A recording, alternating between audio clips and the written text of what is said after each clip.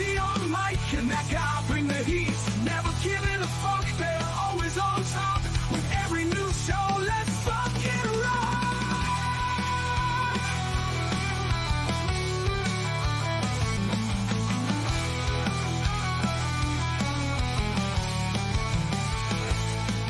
Never giving a fuck, they're always on top. With every new show, let's fucking rock. Boys with the heat, they burn through the night. Sports scores and more, they're always right. From city to city, they rule the airwaves. Bring in the fire, they're the legends and the brave.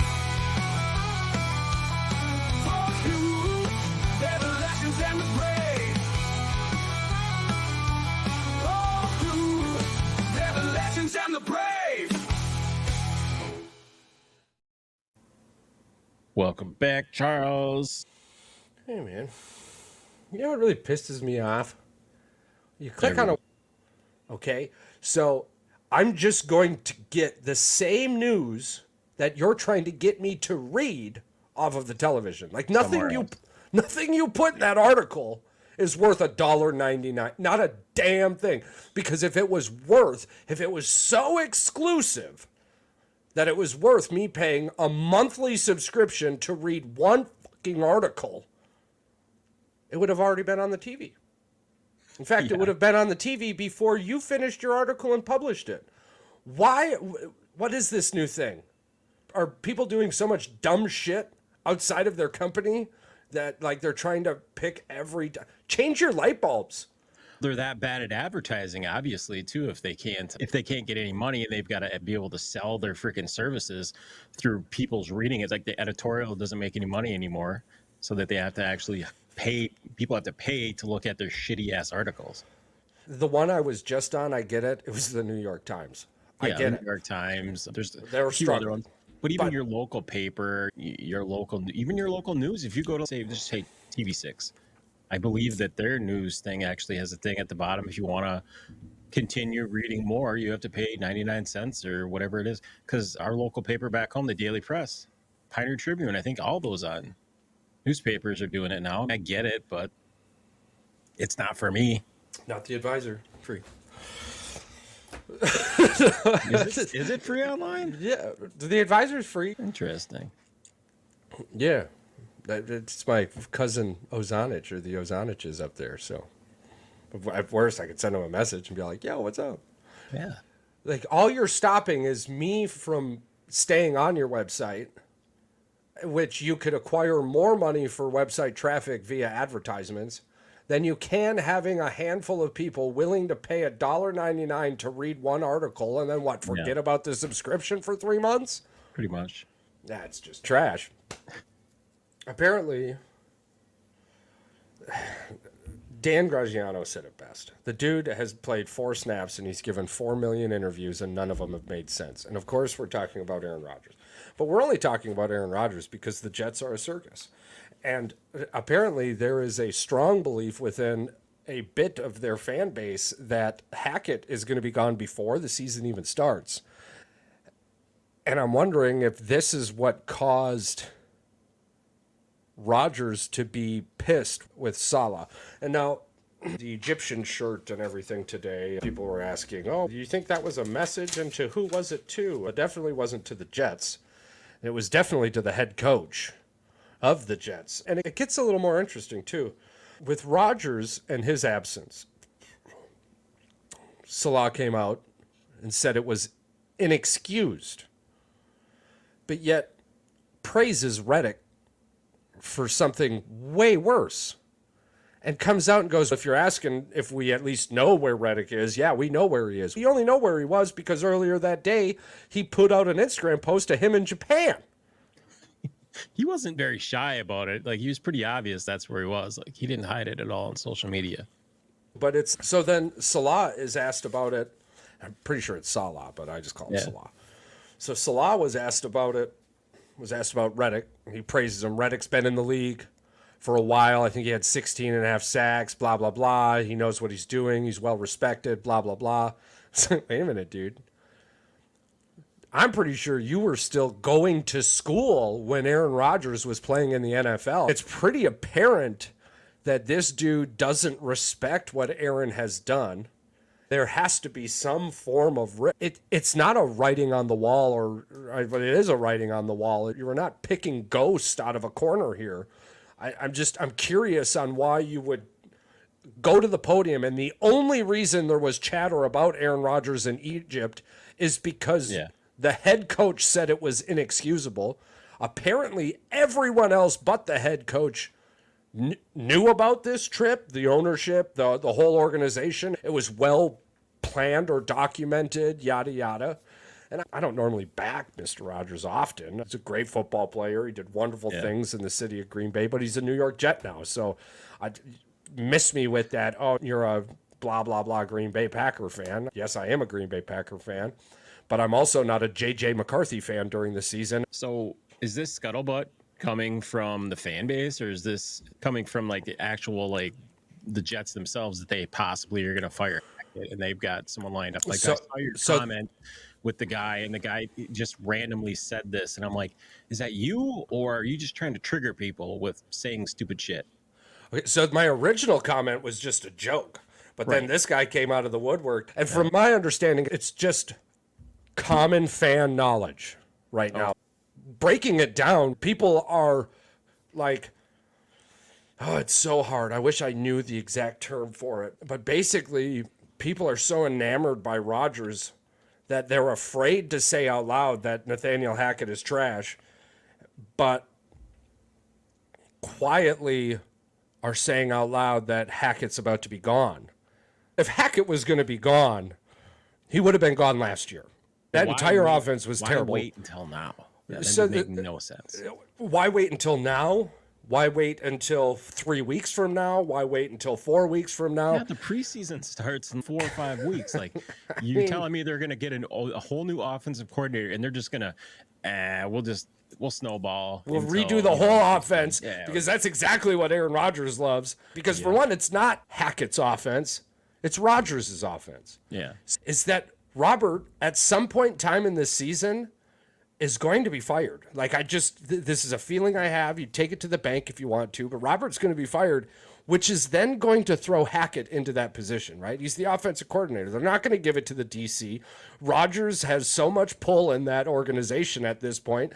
Playing 4 snaps in the regular season, he's got all this pull from what he did years ago. Not last year or the year before, or even the year before that. It's years ago now. That they handpicked Rodgers, but Rodgers probably handpicked where he wanted to go himself. Realistically, that makes more sense than what the fans probably think. Because you can't tell me, listen, I'm a 4-time MVP with a Super Bowl champion. Woody, put that chain on your neck and go upstairs. The Jets don't win. They are probably the worst organization in the NFL, with the absolute worst stain when it comes to a Super Bowl championship.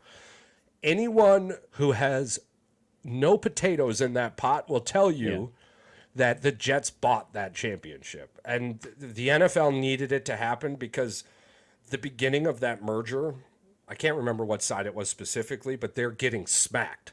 They were getting ass-handed. They were losing by double digits and weren't scoring any points. Dumb for me to say that I would watch the Jets just to see Woody with his chain every week. I just want to see him walk out there with the chain. It's ridiculous. It's hilarious, but it's also ridiculous as shit.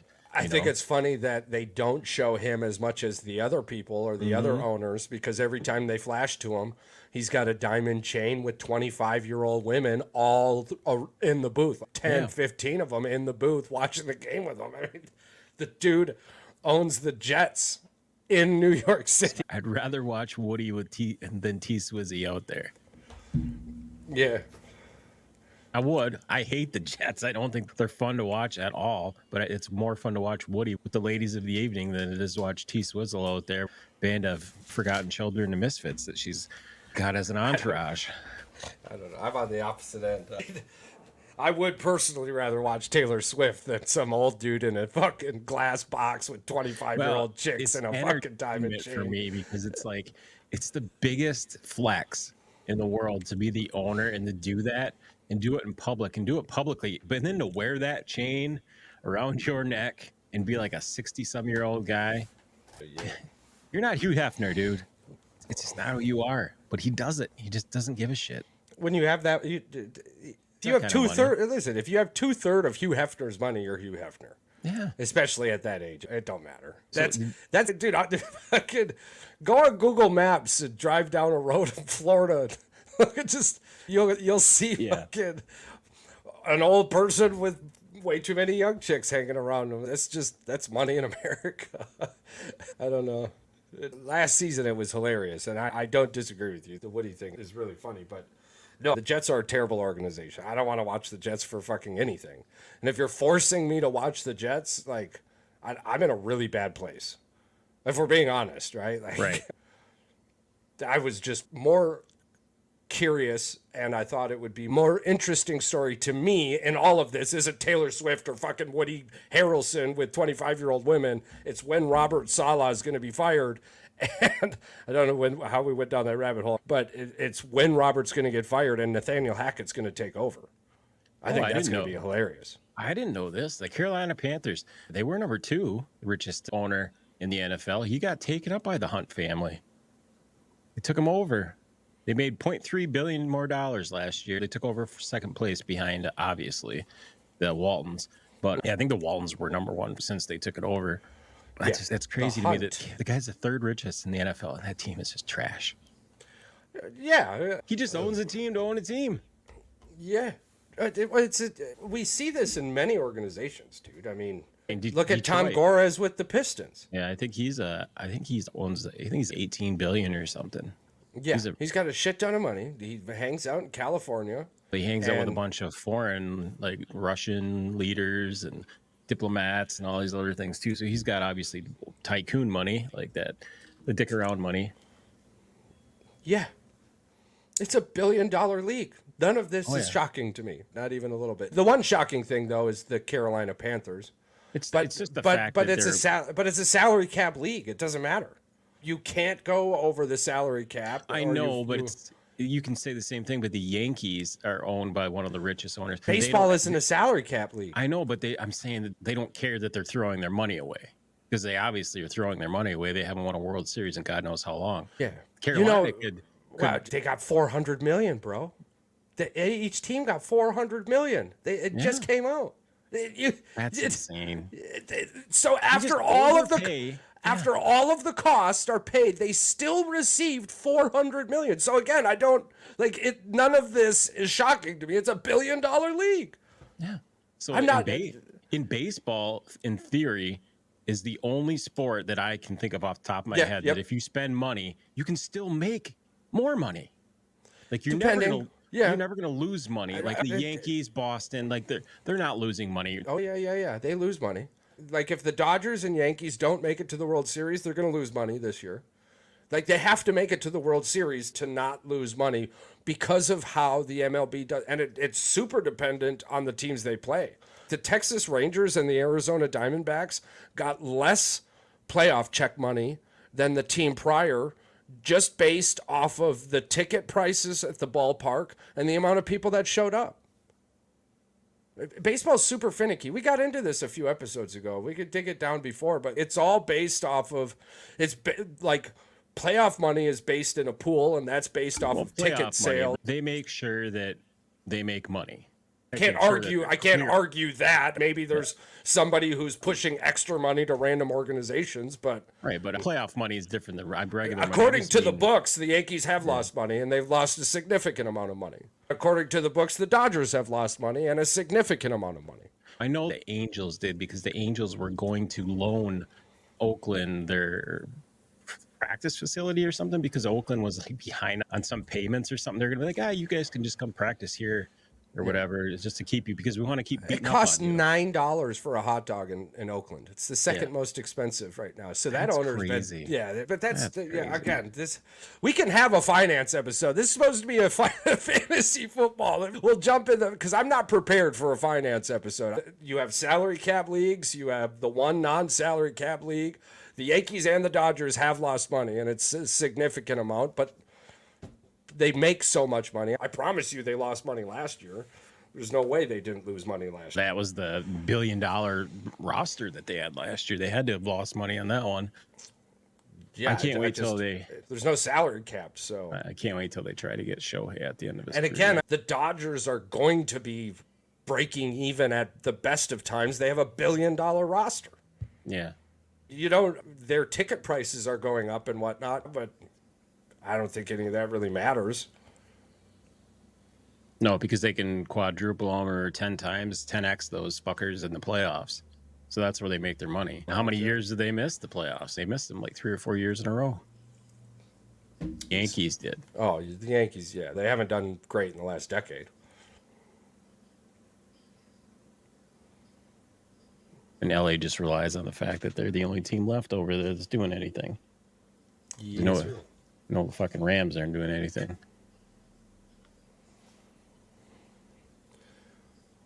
Yes, sir. Usually this is where I segue us, but we went down a huge rabbit hole on money. Hey, it's money. Yeah. Speaking of money, Charles. Yeah. Speaking of money, you said that the Packer update, we're going to be hearing something by the end of the week. We should have an update from Gutenkist. Oh, no, I expect an update. I don't know. An update. No, this is just me personally. I would expect an update by Friday. You got the dude not practicing now. Right. And you've got all the people in everybody's ear. Everybody texting, hey, what's going on with Green Bay? Got all the fans freaking going up in a frenzy. Meanwhile, everybody else is, it's fucking football. You run into quite a few people who only watch football on Sundays, and that makes sense. Yeah. But the fact of the matter, you have way too many delusional ass people out there who think Jared Goff and Trevor Lawrence are any good. And I can't say it any more times, and many people can't say it any more times than they already have. When you have mediocre quarterbacks making $255 million, you're going to run into a situation with a guy who's only given you 10 great games. We were just waiting for consistency. But he gives you 10 great games, and now you're looking, he's going to get $280 million. He's going to be the highest paid quarterback. It doesn't matter if he deserves it or not. He's earned it. And, Right. And Then again, you're going to run into it. you've got fucking the Lions giving Jared Goff a $225 million extension, who has done less in Detroit than he did with the Rams. Let's be honest. Maybe that Rams team was a much better team than this Lions team, but I don't know. He's getting it because he was number 2 in the league last year in passing yards. This is the only thing that I can see they justify. Maybe he'll get better. He's been bottom 10 under pressure his entire career. Yeah, Nothing has gotten better. He Well, makes terrible. That he makes- offensive line isn't going to get any better if they didn't put any money into it. And again, too, if you're just focused on the regular season like the Ravens, that's awesome. But when you're in the playoffs, it's a different animal. You don't get that bounce back week. It's easy. All you have to do is get pressure on Jared Goff. Let's spin this back around to the Jets for 1 second. Off the top of your head, who do you think that these morons would be talking about to replace Hackett at offensive coordinator anyway?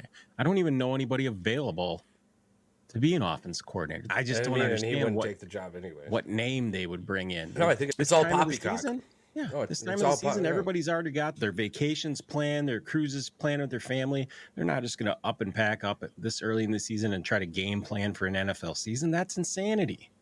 What coach is going to be ready for that?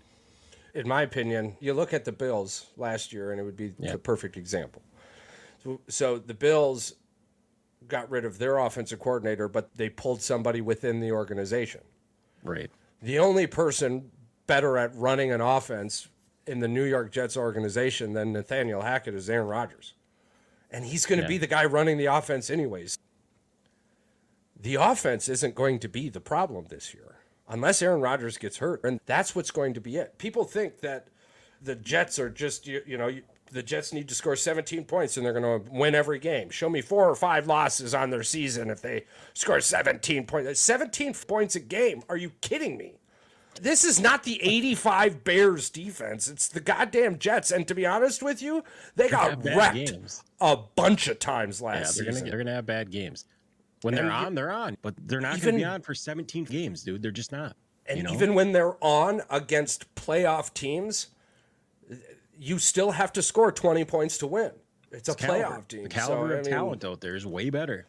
No, there isn't anybody that they're going to replace Nathaniel Hackett with. There's somebody that will take over the offensive coordinator job, but I don't even think that'll happen. Nathaniel Hackett will take over the head coaching ordeal and will continue with the offense.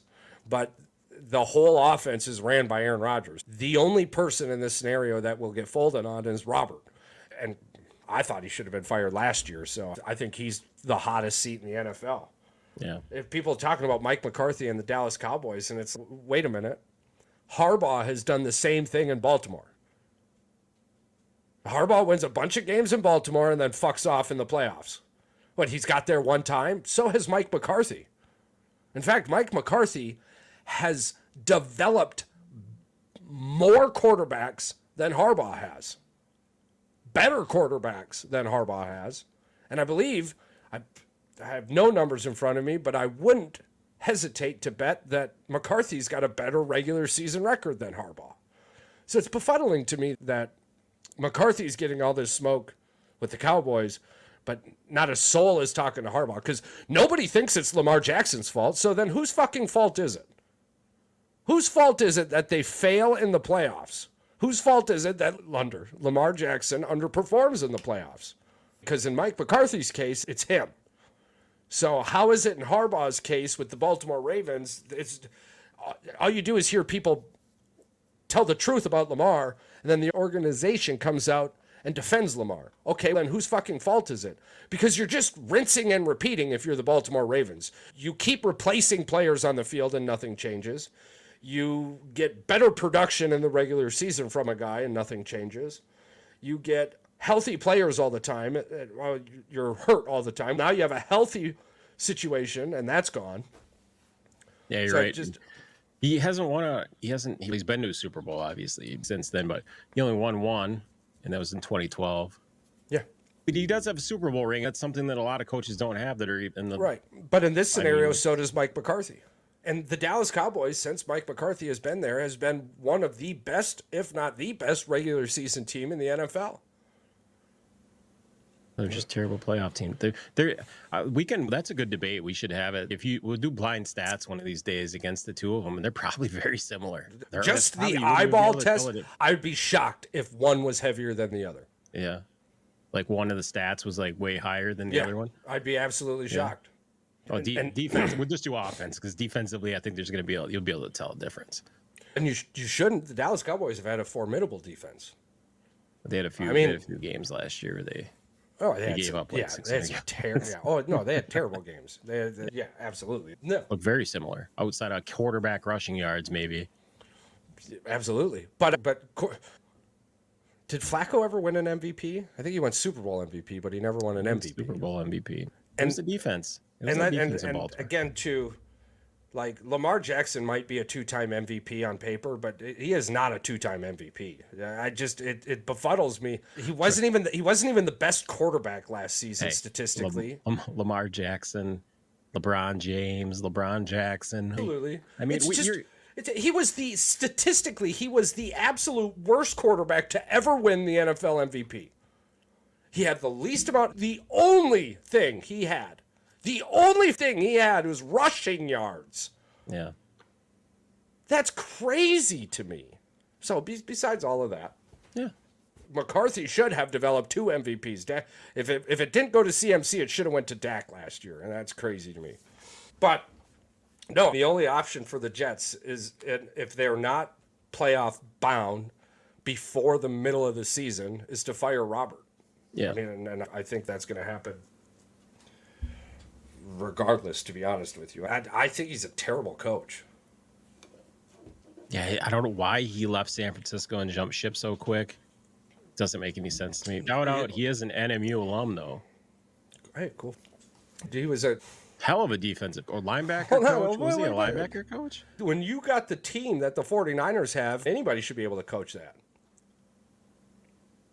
You would hope. Brock Purdy's only as good as he is because of the wide receivers around him. So how can we say that the coordinators or the coaches are not good because of the players they have making the plays they're writing up? It's the same thing that happened with Belichick. Once Brady left, he was gone. Belichick was still there. That team did a 180 like you wouldn't believe. Well, I mean, they're still running the same plays. That's true, absolutely. They weren't having success. But even bringing Brady back into the situation, he had coordinators leave all the time for head coaching positions. Most of the time, they ended up coming right back. Or left the league in its entirety. So it's sometimes a really good team gets people jobs they shouldn't. Perfect example would be like Matt Flynn for the Green Bay Packers to Seattle. Guy had one good game. That was the 5-touchdown game got him that contract. Dude, is that And then, not the and then he's craziest thing and then he ever? lost the job a couple before the season even started to Russell Westbrook. Yeah, whatever. I got paid. I think he got $12 million or something. So you got it. You got retirement money. Good for you, dude. You got your pension early. I still think he could have had longevity as the Green Bay Packer backup, but whatever. He could have. Yeah. But old Kirky Benkert, he should have though too. He should have stuck around instead of went and did the podcast and the NFL, the Madden thing. All right, let's bounce into some fantasy football here because I don't have a lot more news from the Packers training camp. The defense is looking hungry, but I don't care about any of this. I care about who shows up. I care about who's healthy.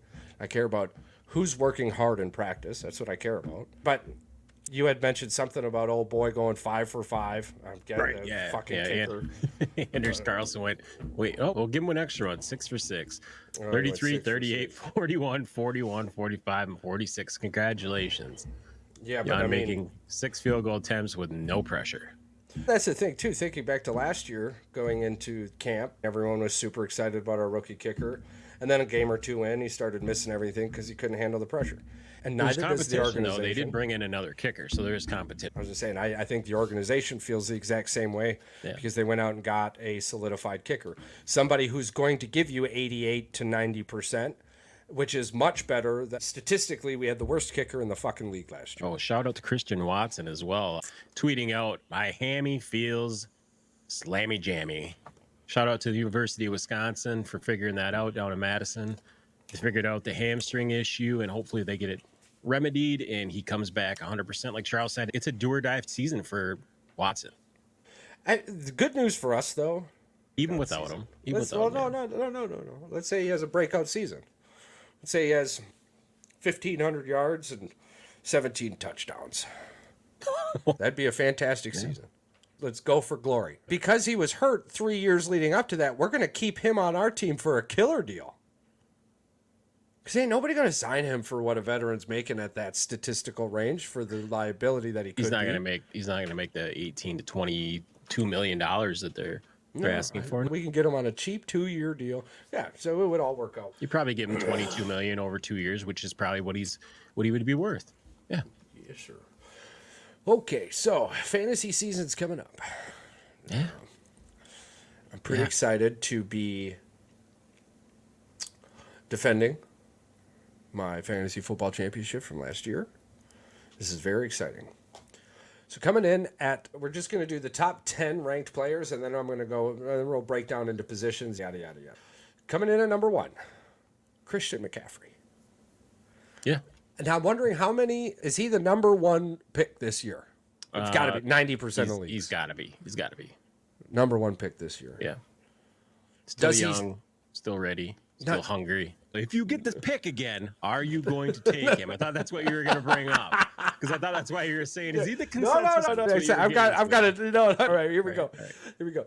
Okay. See, every week last week, you were telling me this is the week Christian gets hurt. I kept telling you that, yeah. And that was more of I wasn't hoping for him to get injured. It was more so me. I didn't want to be as wrong as I was because every week you kept proving more and more how wrong I was with wins and setting records and everything else. Yeah.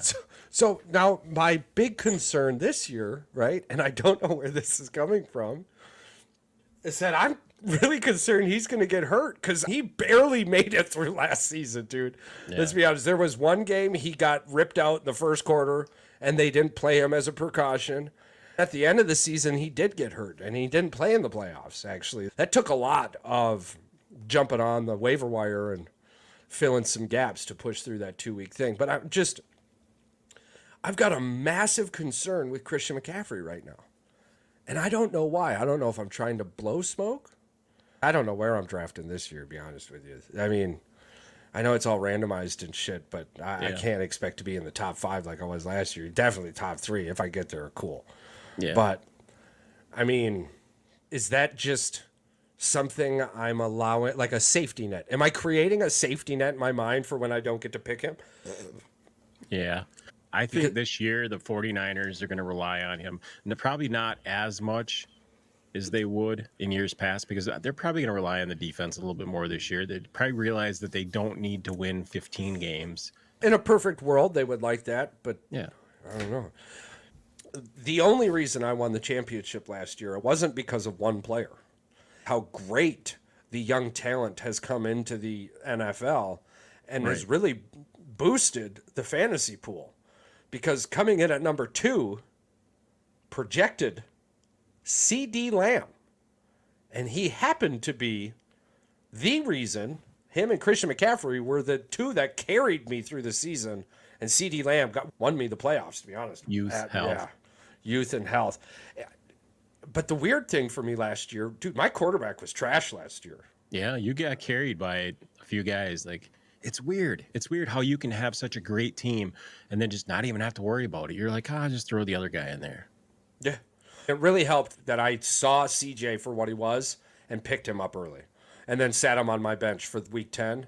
Yeah. I had multiple people ask me about him, and I'm like, there's no way I can give any of you this player. I can't, because all of you with this player become good enough to beat me immediately. Well, yeah. If it doesn't benefit both people and we don't get to vote on it and we don't get to vote it down, if it doesn't benefit both of us, that's between the two of you. That's your problem. If you don't ask enough for the player that you're trying to trade, that's your problem. If you're not paying attention, that is none of our faults. Yeah. And if somebody feels like they've got to go and message a bunch of people to get them to come on to vote, that's cool too. Because that's how the league survives. It's how the league thrives. It's how it continues. But no, I agree with you. There should be no regulations on trades.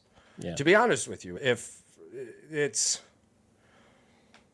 You hope for integrity, but when it comes down to it, it boils mostly to a car salesman versus a barista, more or less. One of you talks to the other one. Now, in a good room, both parties leave happy. In a great room, both parties leave better and happy. So we'll end up seeing how that goes.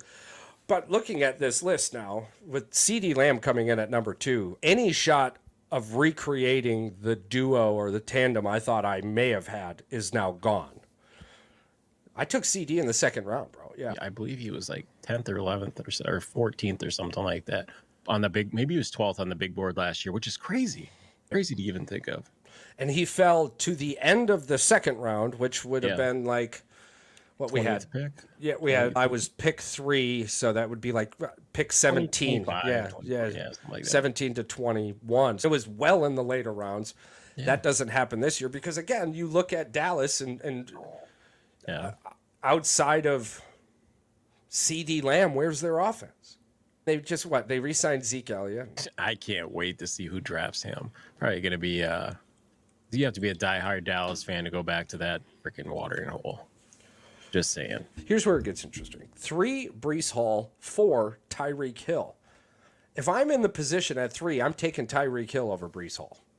I'm not taking Breece Hall. Who put these things out here? You're telling me they think Breece Hall is the number 3? It's going to be the number 3 overall. The number 3 overall player. Absolutely. Yeah, above players like Tyreek Hill, Bijan Robinson, Jamar Chase, Amon-Ra St. Brown, Justin Jefferson, Garrett Wilson, Puka Nacua.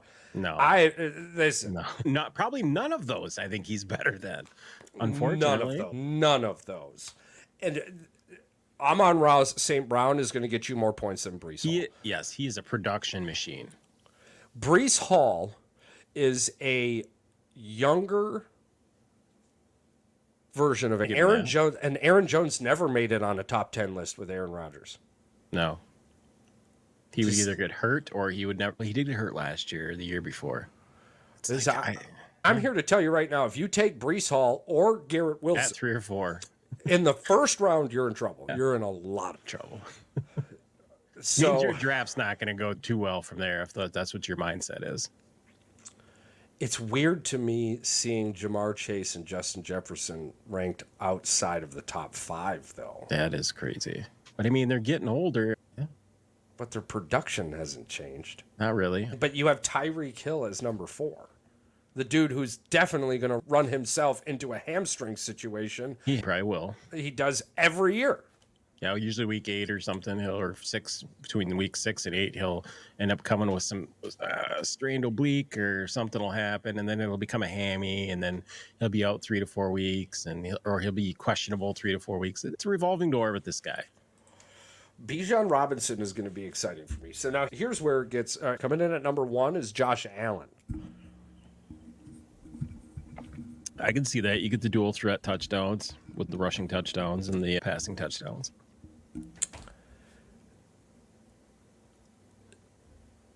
Coming in at number 2, You're going to say Lamar Jackson? Jalen Hurts. Jalen Hurts, really? Wow, I didn't think he put up that great of numbers last year. He was my quarterback last year. He didn't. In fact, many games almost lost because of him, and one game I did lose because of him. I think you were bitching one time. You had like 3 points or something in one game. The last 10 weeks of the season, going into the second half of every game, he was negative points.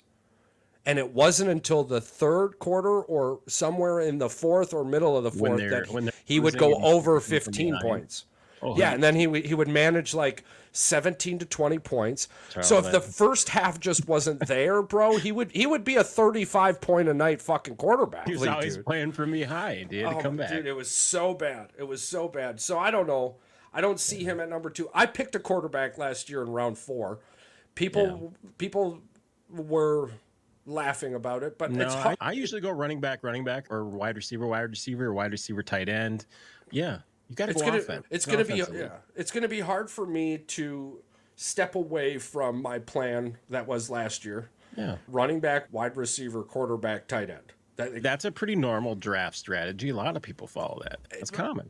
Now, where I draft, depending and who's available, right, could change that. It could end up going wide receiver, running back, wide receiver, quarterback. We got new people coming into this you don't league, know what they're going to draft. Yeah, and they could start drafting a quarterback round 3 because of where they are in the position, because that's a huge thing, right? I think we'll have 10 or 12 people again, and let's say I end up in 8th or 9th draft position. Oh, we might even have 2 leagues this year.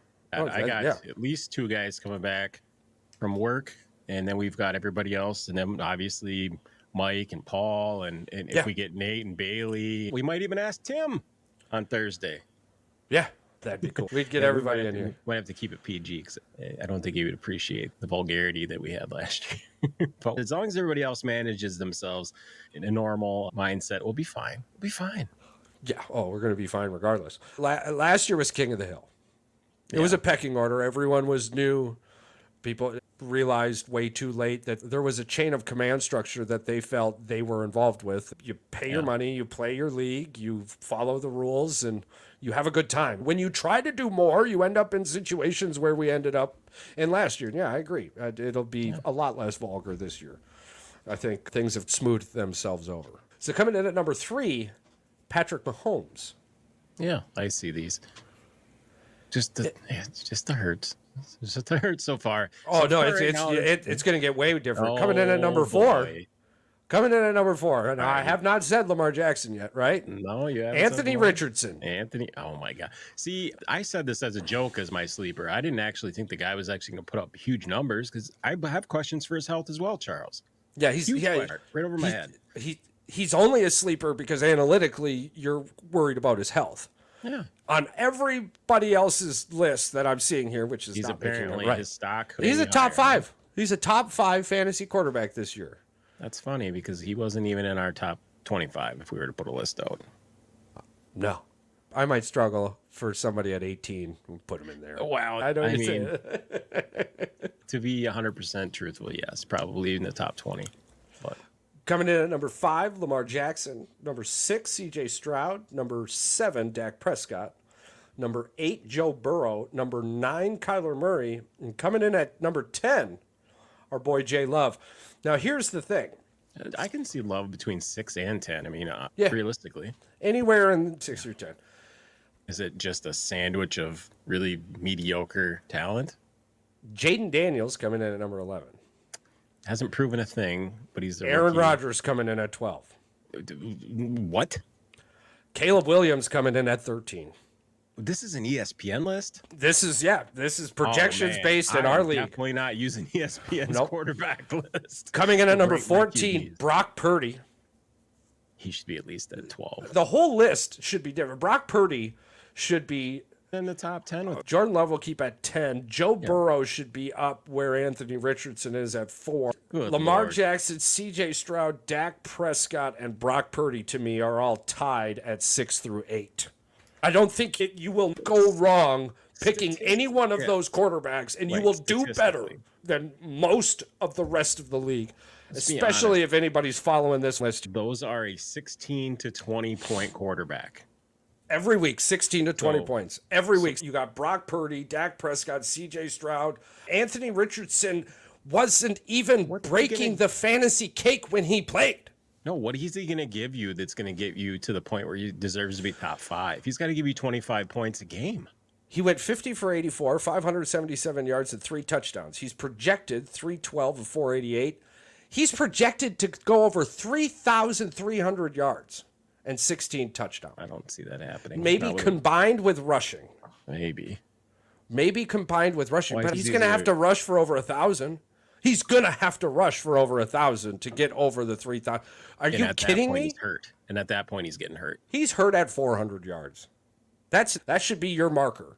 You do not run him more than 400 yards before Thanksgiving, and you run him less than 250. You absolutely were 100% right, Charles, because they are going to ruin this guy's career. My biggest fucking gripe, you're 100% right, Patrick. Thank you for bringing that up. Draft day, I was fucking furious, and everyone was like, what, you don't like the kid? I love the kid. Yeah. I thought he needed way more time. The dude at best was, I think, 48% completion on throws that weren't wide open, right? Yeah, he never should have been drafted onto a team that needed a quarterback right now. And it was so funny. People think that, that injury is going to change him. That's crazy to me. He's going to be thinking about it. Leading up to the injury, all you heard him say was, yeah, no, I can't take big hits. But then every time he ran the ball, he lowered his shoulder and fucking hit the dude. So I don't know when you think that's going to change, because it never changed for RG3. It changed for Lamar Jackson, let's be honest. He got a little more evasive. But I think he just got sick and tired of hearing everybody be right. Yeah. And all he kept saying was, I'm going to prove you wrong. This isn't the Little Giants.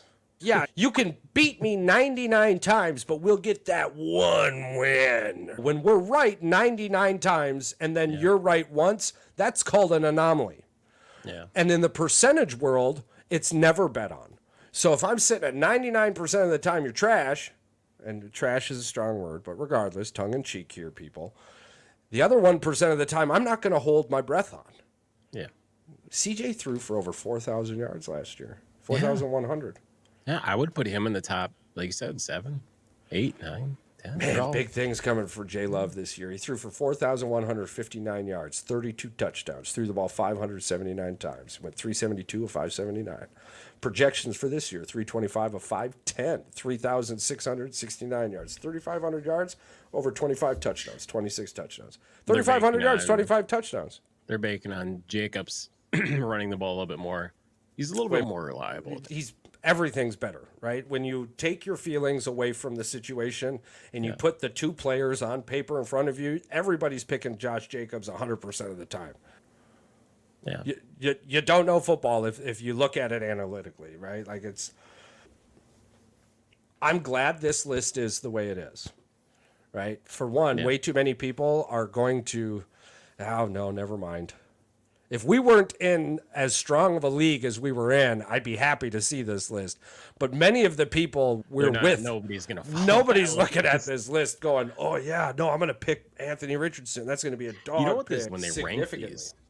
So we're gonna have to do research now. Like usually ESPN's got a pretty even keel of where players should be. They might be a couple up or a couple down. This one, holy crap, they've got some guys that are around 14, 15 that deserve to be in the top 10. Where's Ryan Tannehill Jr.? On that list, you have the full list? Yeah. Okay, it's 15.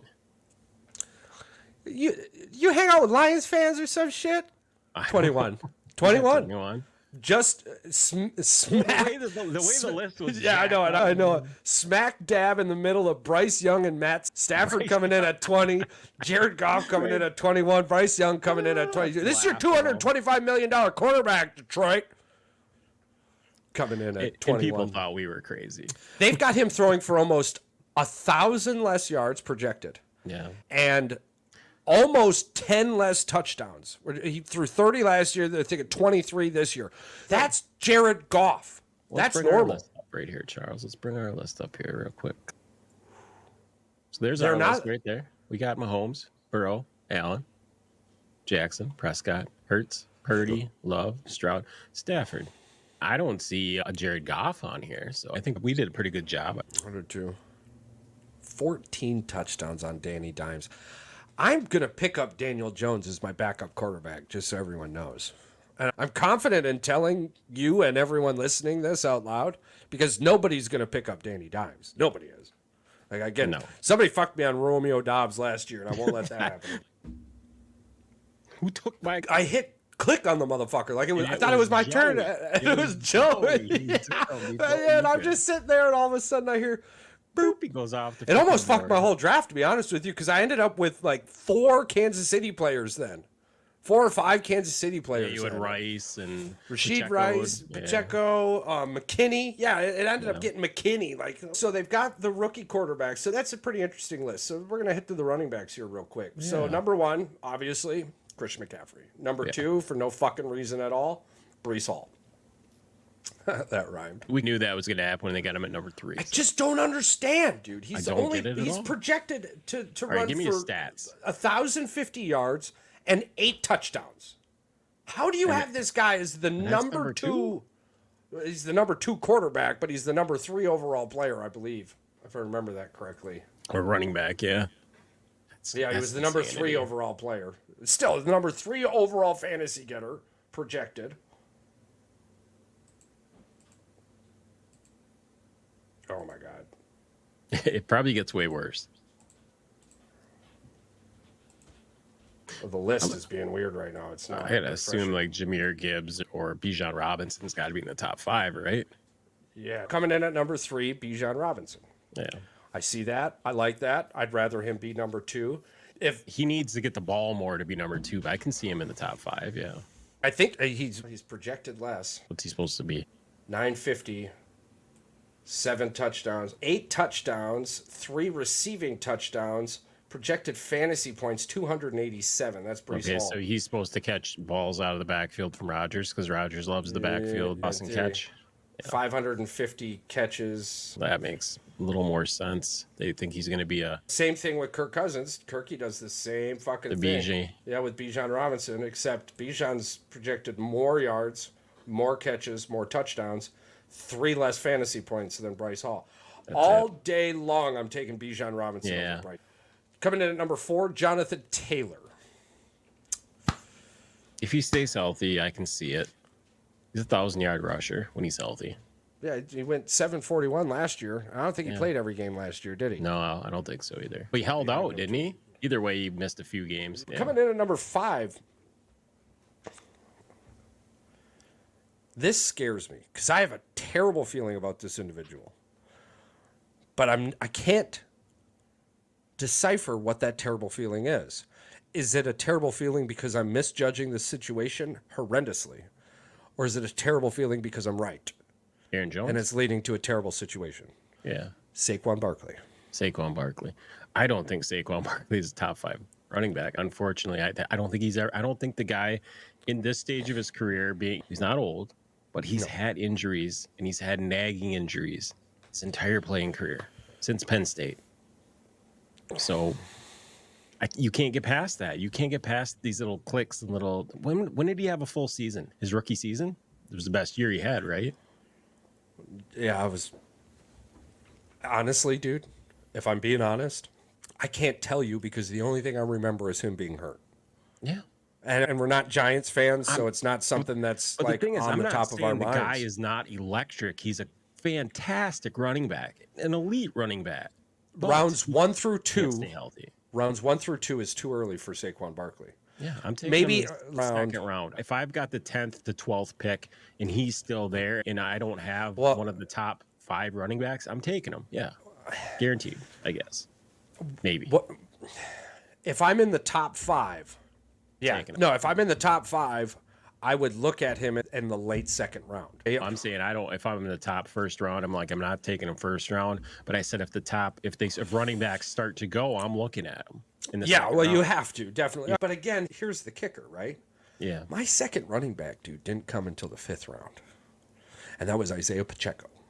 And Yeah. he damn well about week 6 became my main running back. You can wait on certain types of players that are in certain systems. Like you can probably get a running back from like the Eagles or even what's another team that. Here's one it shouldn't be a sleeper. It shouldn't be, but according to the list I'm seeing, Joe Mixon. I think Joe Mixon is going to be an electric running back for the Texans. I think he's going to fit in well. I think he's a better running back than Singletary, and Singletary did well in that Texas organization. Mixon's coming in at number 11. I believe his projected is like 240, 225. He had 267 points last year. Cam Akers signed with the Texans as well. Yeah. Yep. The dude's a dog. Yeah.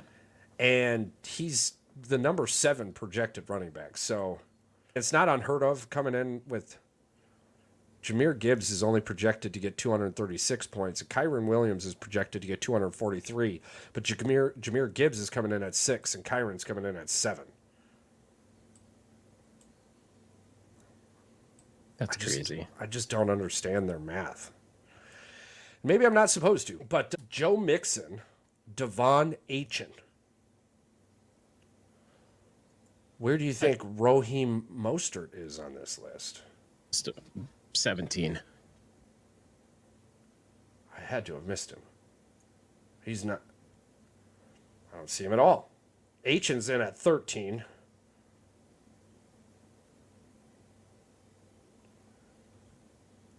Josh Jacobs at 16. Aaron Jones at 19. David Montgomery at 23.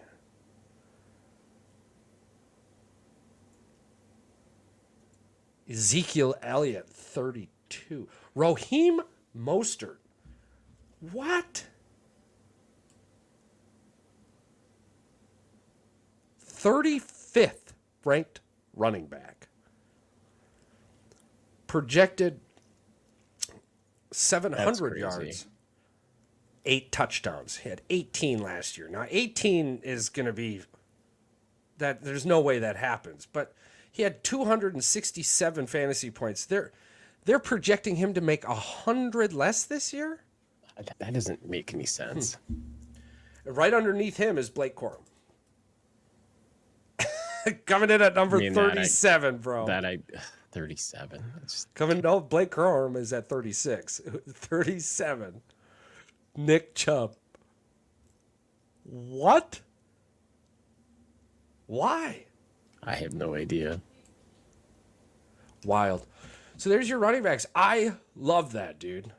That running list is stacked. Outside of your death traps, Breece Hall, Saquon, Jahmyr Gibbs, Derrick Henry. I don't like them at all. I don't know why. I know why for most of them. So this is where it'll get fun. Wide receivers. I'm interested to see where they got the rookies and yada. Number 1, CeeDee Lamb. Number 2, Tyreek Hill. Do we think this is real?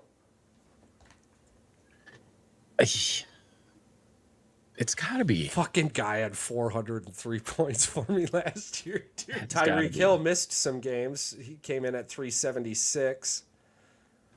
Oof.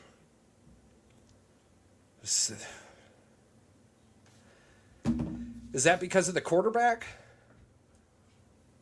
It might be. Quarterback / health? On both the quarterback and the player for Miami. That'll be tough.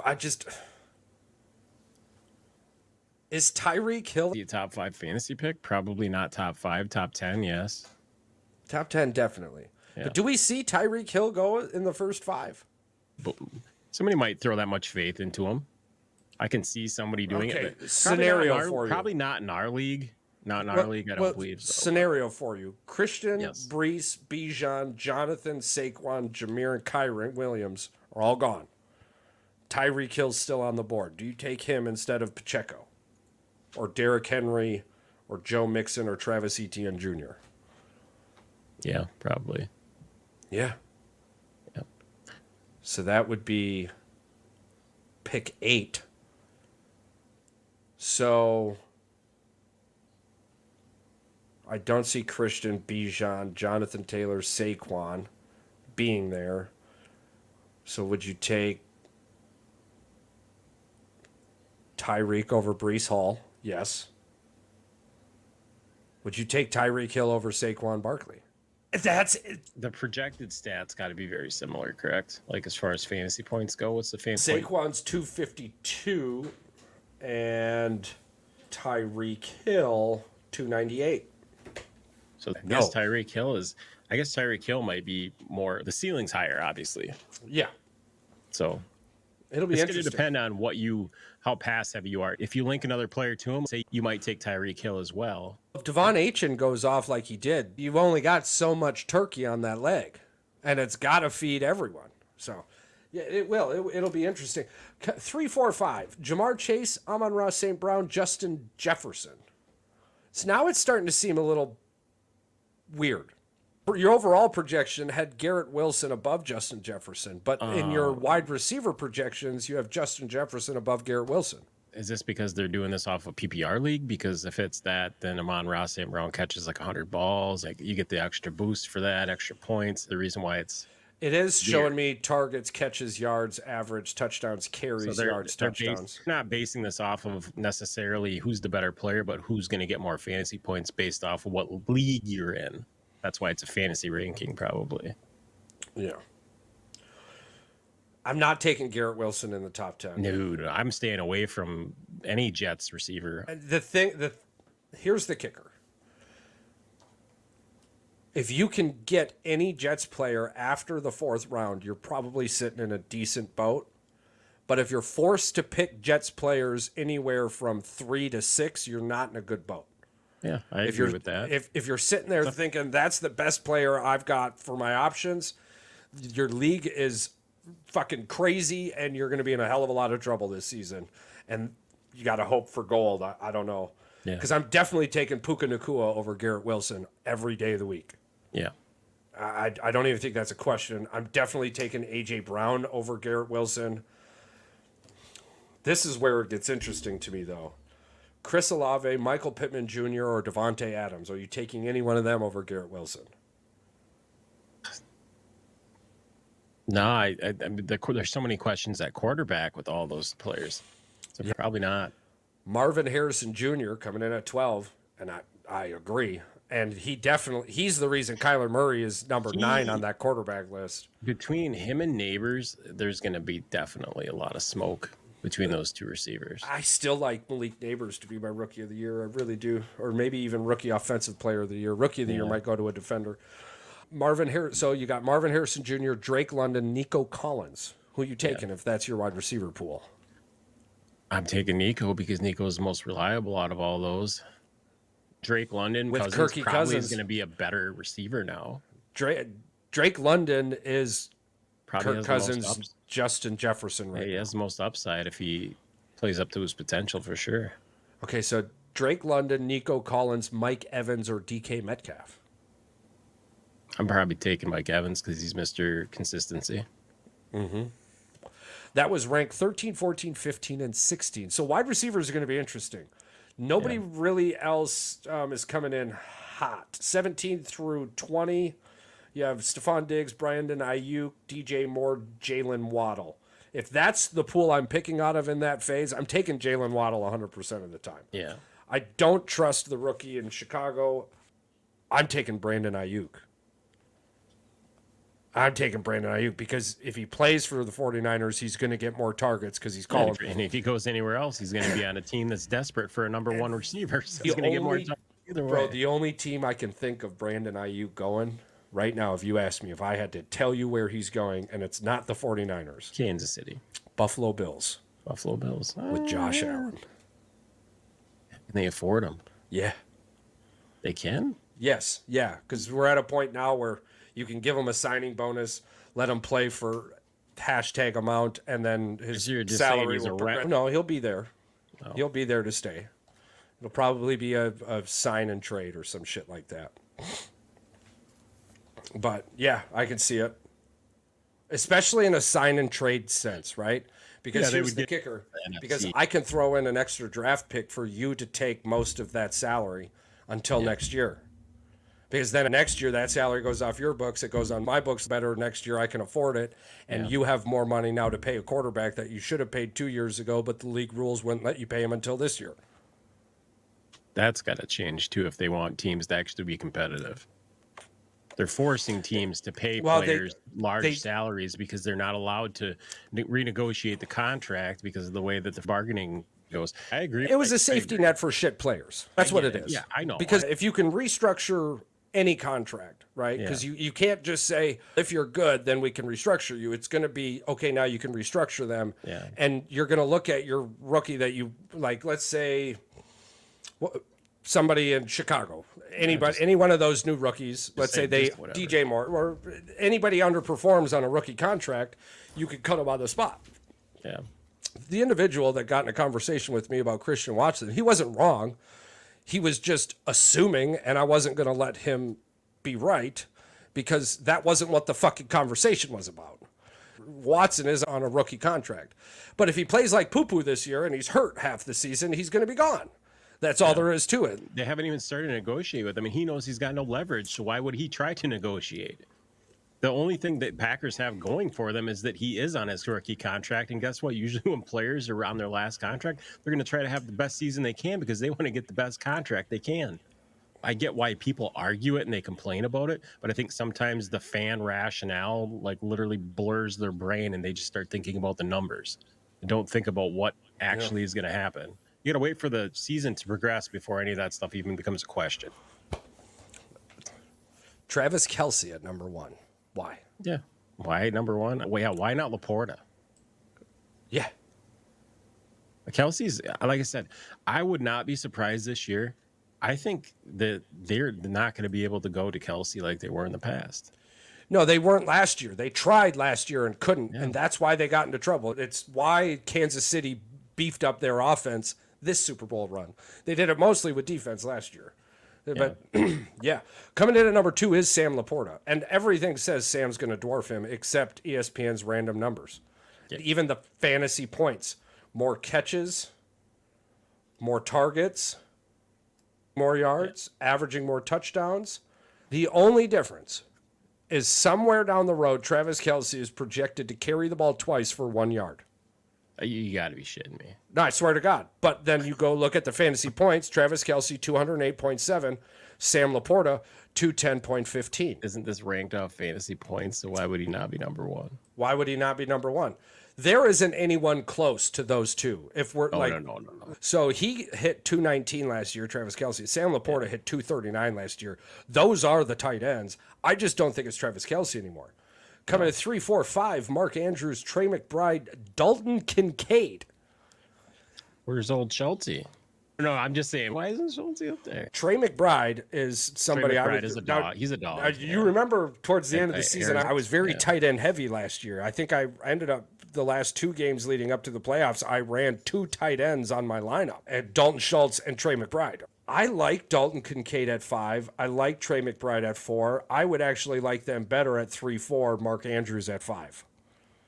Mark Andrews is getting older. Yeah, he's getting older. I mean, Travis Kelce and Mark Andrews, this is the last time you'll see them on the list, top 5, at the hand of God. Sam Laporta, Trey McBride, Dalton Kincaid are going to be great. Yeah. 6, 7, 8, Evan Ingram for the Jaguars. Yeah. Trevor Lawrence loves tight ends, but just a little bit less than Kyler Murray. And that has a lot to do with college, bro. George Kittle. I personally think Kittle is better than Kelce. I think Kittle is just eating at a table with more mouths to feed. Yeah. And he doesn't have a quarterback that's in love with him the way Patrick Mahomes loves ketchup on his macaroni. It's what I don't like is Kyle Pitts at 8. I'm just not sure where I would put him. Maybe with Kirk Cousins, that's why he's more on the list. He's got a reliable quarterback. If people think Kyle Pitts is going into the league and only going to have 4 touchdowns, TJ Hawkinson is less on this list today than he was yesterday because Kirk Cousins throws touchdowns to tight ends. TJ Hawkinson is 11 now. Kyle Pitts is 8. They've basically switched because of the quarterback. TJ Hawkinson at 11 is way too high. That's crazy to me. The whole quarterback situation, nobody even understands what's going on there. Yeah. And J.J. McCarthy is not going to come into the NFL and destroy it. I'm sorry. I'm a huge Michigan fan. I loved J.J. McCarthy, but 100% of the time when we didn't throw the ball when we should have was because we didn't have a quarterback that good. Well, and Darnold is a deep ball thrower. That's what he's known for. So he's not going to be throwing slants to freaking the tight end, or he's going to be throwing like a curl. No. Brock Bowers at 12. Rookie, man. He's got to prove himself. He was fantastic in college. Let's see what he can do. 2 tight ends to stay away from, in my opinion. Dallas Goedert from Philadelphia and Pat Fairmouth from the Steelers. Yep, 2 that I'm telling you not to be afraid to take right now. Yep. Dalton Schultz at any time other than the first or second round. Yeah. These are other than first or second round draft picks. Dalton Schultz or Cole Kmet. Well, I thought you were going to say Musgrave. No. Now, the reason I'm throwing Cole Kmet from the Bears in there, he's a very good tight end. But he is somebody to me that is going to end up being the safety net when everything blows up because Caleb keeps trying to sling it to wide receivers that aren't open. Throw for 8 yards, and he's just going to get a lot of those. The bail me out passes. Rookie quarterback coming into the league, Cole Kmet. Somebody comfortable with. He's a big target. He's got sure hands. I can see them falling in love. I would be hesitant on taking Cole in the 3rd round. But if you're sitting there in the 4th round and you've decided tight end is where you need to be, and none of the other ones up there are on the board for some reason, shoot for it. Because where they are and the crop of tight ends above them, you could probably get them more in the 5th and 6th round and really boost a spot you didn't think you needed to going into it. Maybe pick up an extra wide receiver, maybe even pick up an extra running back because they'll end up being there. And I don't know why, because C.J. Stroud loves his tight end. Just Kyler Murray loves his tight end. It's weird to me. Flexes. Oof. All right, so we're going to drop right into 25 on the 30 on the flex. They got Sam Laporta as the 30th ranked flex. And I get it. I understand this. I get it because you've got all these other people ranked above them. The 30th ranked offensive player that's not a quarterback is basically what you're saying. Can't have a quarterback as a flex. If you could pick up fucking Sam Laporta as a flex, I would be very happy with that. The more realistic flex options: Alvin Kamara, Josh Jacobs. I'm only saying this because I know he's going to be there because there's this weird fucking thing around him, and I don't get it. That dude is going to fucking ball out in Green Bay, and I'm very excited about it. Cooper Kupp.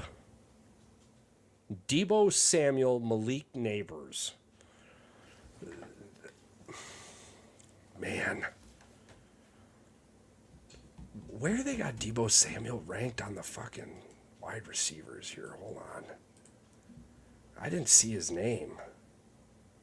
And I didn't say it out loud. So he's 23rd ranked wide receiver, right above Malik Neighbors, 2 above Zay Flowers. Man, this is going to be a really hard fantasy draft, bro. I mean, Zay Flowers. If you can get Zay Flowers in the 4th or 5th round, that might be good. I don't know. The defense here. Coming in at number 1, the Browns. They play the Ravens twice a year. I would be very hesitant on picking the Browns as my defense. Yeah, I'm staying away from the Browns. Tell you, 2 teams that are probably going to fly under the radar as far as defense goes. Like I said, Dallas. Probably Dallas again. They're coming in at number 4 this year. Yeah. Yep. Give me another one. Another one's going to fly under the radar for me. Yeah. I'm just going to take a shot in the dark, and I'm going to say Chicago Bears defense. They're about middle of the pack. They're middle of the pack.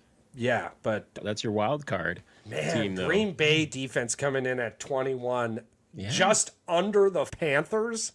You could take Green Bay Packers as your defense and you'll be fine.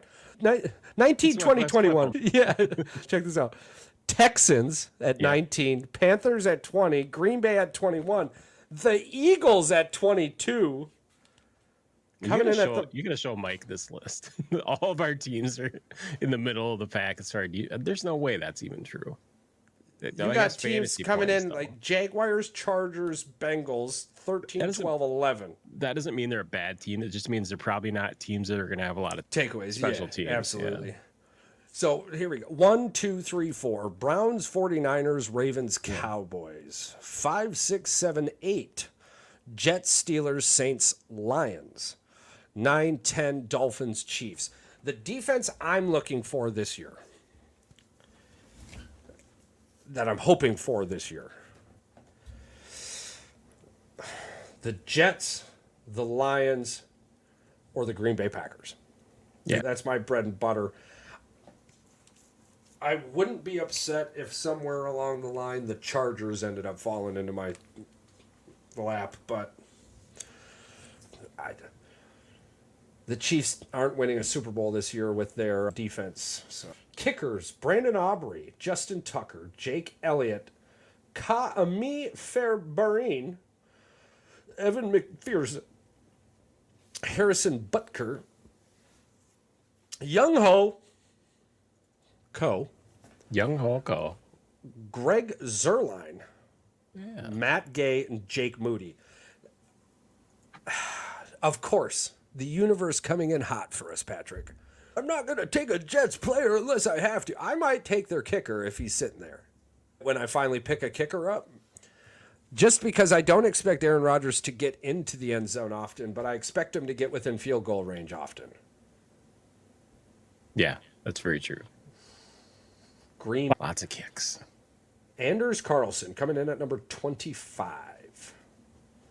There's some good kickers on this list. Jake Moody coming in at number 10. I think so. If we have 12 people, I'm going to do 12. What are those drafts called? Oh, mocks. Yeah. Sorry. Was that a brain fart? But depending on the amount of people, that's how many mock drafts I'll do, and I'll do one for each position. See where I go, where I'm at. That'll give me the best idea on how to draft and how to come up to it, I guess. It'll be interesting for sure. So we got quite a bit coming up, actually. We've got a special guest, Patrick. Next week, Charles and I will be having the entertaining conversation going on with Tim Dillard from Bally Sports. The Milwaukee Brewers. Former Brewer, former baseball player, former Texas Ranger. Yeah, he still has a lot to do with the Chinooks down in Waukesha. I can't remember what they are. Yeah. But yeah, we're big Brewers fans, so it's going to be fun. Oh, this is fantastic. I cannot wait to ask him about how bad of an umpire Angel Hernandez is because he was a pitcher. If Angel Hernandez ever umpired it. I know we're going to get a no comment from him, but I feel like we got to ask the question. Well, I can set you up real quick.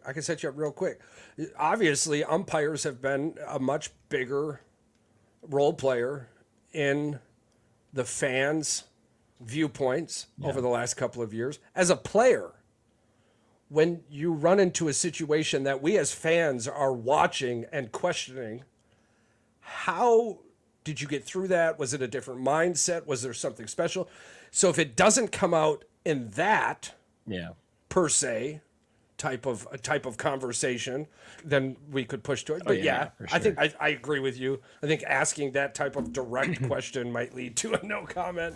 Maybe an off the air conversation. I didn't mean him. Terrible. No, I know he's a man of faith, and I don't want to rub any guest the wrong way. Oh, of course. Obviously, no, it says that guy on your name. We've never done so. No, but I think honestly, our foodie questions, because I know he's played with a lot of guys that traveled and like that stuff, and obviously his favorite moment playing baseball. There's a lot of things we can ask this. It's gonna be a blast. One of the things that we can ask him too is this guy's got media credentials. Charles and I are part of the Associated Press. We want to be like, How do we get our foot in the door with this? I What think should we with the do? international press passes, we have to move out of the country and then come back in, and we can get in everywhere for free. I'm not Get in everywhere for free. I don't know how this works. It says German. There's a German logo on here somewhere. Yeah. I can't wait to walk around. Yeah. No, it'll be very exciting. We also, training camp. I believe we're going to be scooting on up to training camp. This weekend, I'll be headed to the Brewers. The hell are they playing? I can't remember who they're playing. I'll be there Saturday. I can't remember. That's baseball. It's baseball. Sorry. I think we got 23 people coming to this one. Nice. So, yeah, 3 years party. ago, it was, I think, 7 or 8 of us. Last year, I think there was 11 or 12 of us.